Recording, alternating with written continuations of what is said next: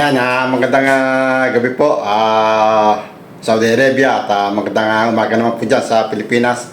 To all my subscriber po and to all my viewers, maraming salamat po sa mga suporta na binibigay niyo po sa aking pong munting channel.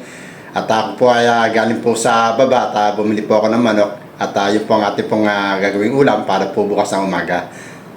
At ang oras po rito ngayon ay alas 7 po ng gabi, mga ka-viewers. Kaya huwag na po natin ito patagalin, punta na po tayo sa kusina.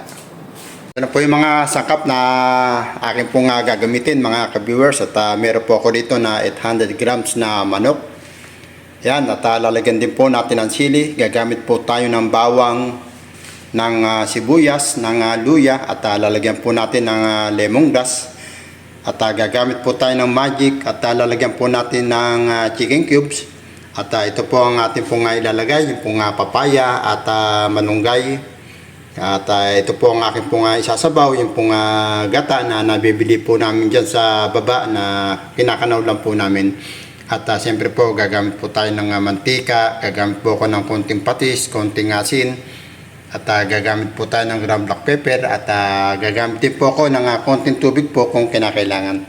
Kaya simulan na po natin ang ating pong pagluluto po.